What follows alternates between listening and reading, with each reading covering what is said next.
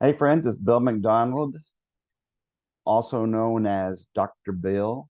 This one is for a teacher request. Eddie Marks was asking about a seventh grade question that was a part A and part B.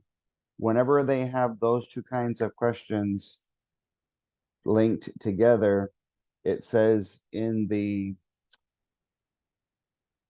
explanation that the answer to part B is dependent on part A, which also means that if you don't get part A, the answer correct, then the evidence that you choose to support it doesn't get any points either. So I want to show you before I get into the video what the question is mainly about. It's inferring. It says, what can the reader infer that people think about something? And so if you come to my trainings, I want you to think of the hand as a paragraph or a passage, hand as a paragraph or a passage. So if you think of this thumb here as some ideas, if what people think is what they think positive, is it negative, or is it neutral or too vague to be able to know the difference? Well, if they're asking me what somebody thinks based on a certain idea that they share, the part A was your students having to figure out what idea. But whenever you infer, it means you have to read between the lines. And why so many students, only 48% of the seventh graders in Texas were able to get the answer right,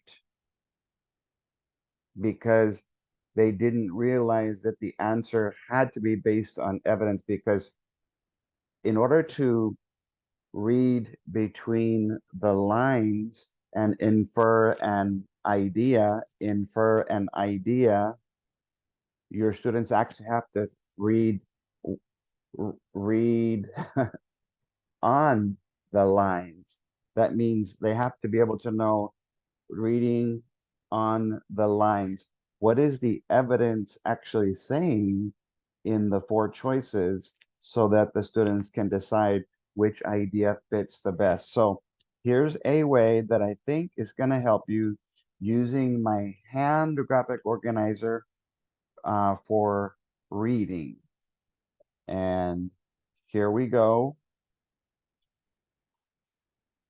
The question, as you can see, as I mentioned, is a part A, part B. And I'm going to call this the evidence E based on the response R. And as soon as your students see part A, part B, if you have my writing folders, you're going to go have them, make sure this is laminated. The advanced writing folder, I showed you this little part in a video or in a little clip yesterday. They're going to click right away part A, and multi-part A and B worth 2 points, that the answer to part B is dependent on part A. For those of you who are not familiar with the folder, anything above the red line is specifically targeted for reading and writing questions, 1 or 2 points. So that's different because it's multiple choice. The short constructed response questions are the answer and the evidence, but all the student gets is a question with a specific topic, and they have to come up with the idea themselves and the evidence, where at least on multi-part, the evidence is there. And so this is what I suggest that you do. That you use the hand graphic organizer, because in order to infer to read between the lines, I have to use what's on the lines. And here's the question. Question 22 says, and everything in a passage ties together. And so each time that I do a question, I don't need to have this whole hand when I'm taking the test, but your students understand that if everything in a paragraph and a passage ties together, one of the letters of I is to infer, to read between the lines. And so here, what I did was I wrote what was on the lines in the answer choices. Okay, so I'll show you very quickly. I very quickly took the part B, which we're going to call the evidence, the reading from the lines, and I'm going to label them. You can see here which sentence from the article best supports the answer to part A. Well, I've got to put all of the evidence down first because the idea is based on the evidence. And so that's why I think it's important to understand. I use what I call tear, that once you know the topic, it's easier if students will look at the evidence, in this case, part B, lay it out, what's on the lines, and then be able to figure out their response. And that's what I'm going to show you here. So uh, some people think that robots are blank. Well, based on the evidence, say the word robot, and many people think of unrealistic science fiction movies or books about the future. Paragraph 1. Some movies portray robots as thinking beings bent on taking over the world. Negative. Paragraph 1. A book about the future, it's neutral because I don't know. It doesn't say anything positive or negative. That's too vague. In some workplaces, robots and humans work together. When humans and robots work together, well, I'm going to be thinking working together is a positive character trait. So I would need a positive idea to go along with it. All right. Taking over the world, that's not so good. Negative. The robot arms allow the workers to assemble a far greater number of parts per hour than the workers could on their own. Now, if the students eliminate this phrase here, the workers, the robots assemble a far greater number of parts per hour than the workers could on their own, that makes the workers sound useless, and that would be negative, but it doesn't say that.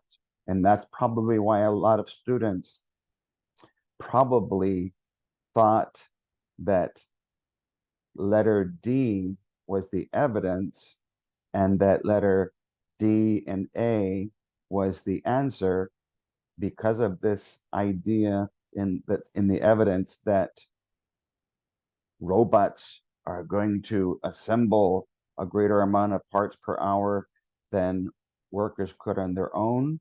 That would lead to a negative opinion that there's a threat to industrial jobs.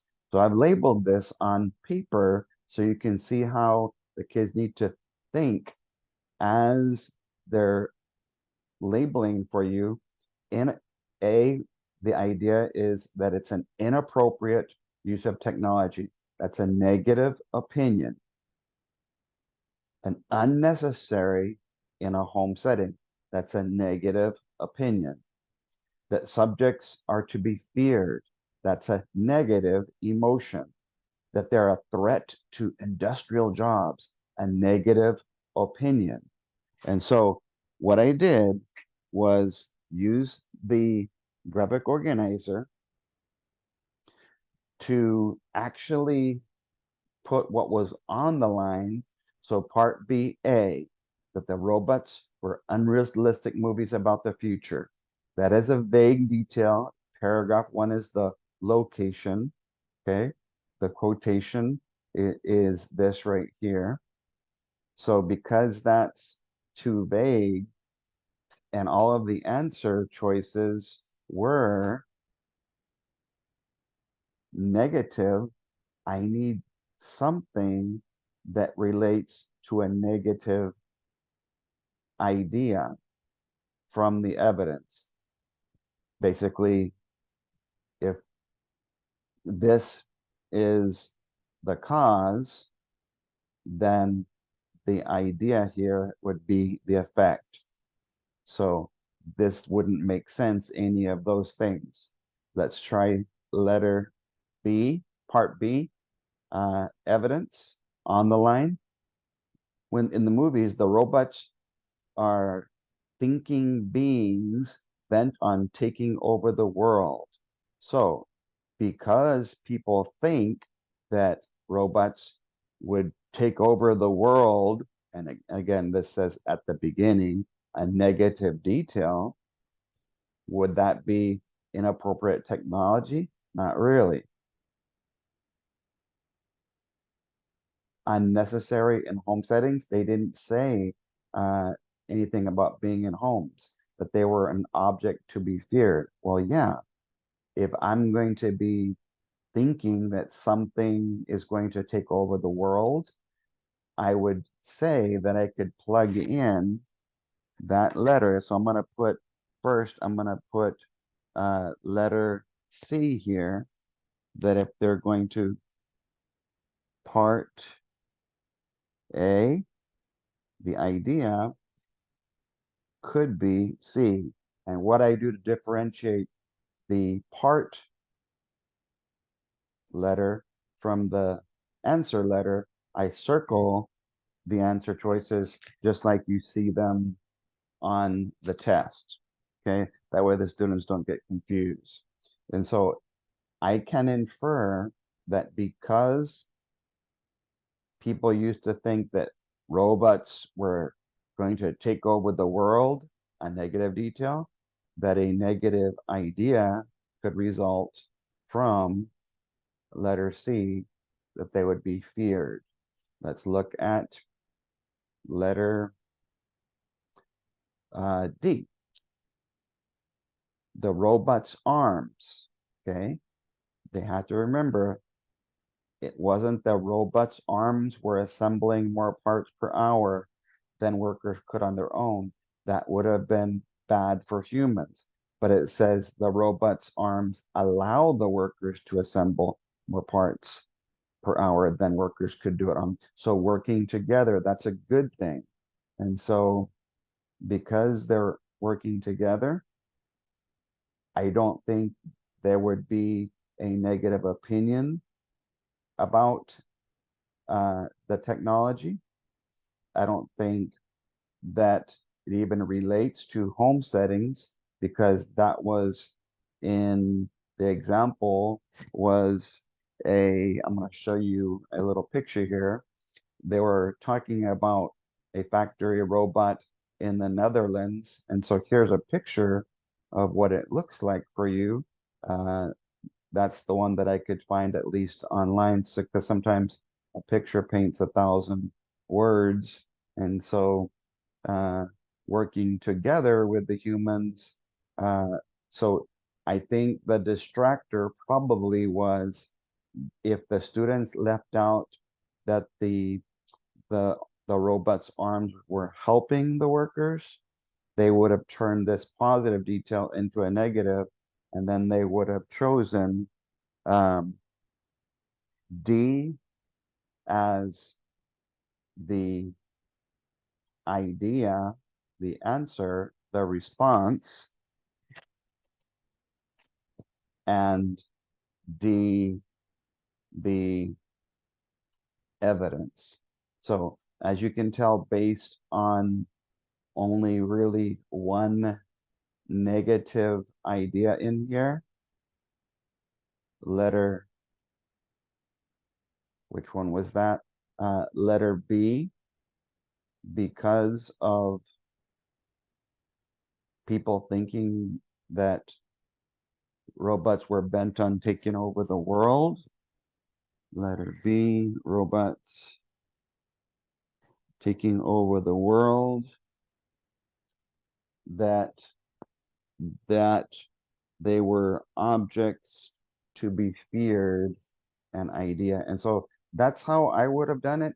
But remember that when the students can't pick the answer correctly, if they ended up choosing this letter, D, then even if they did choose letter B, they would not get any points. And so that ended up resulting in only 48%, less than half of the students in Texas being able to get both points. So that is a way that I think that you can relate to it. So Eddie, I hope that you like that explanation, broken down detail by detail, chunk by chunk, letter by letter for both part A and part B.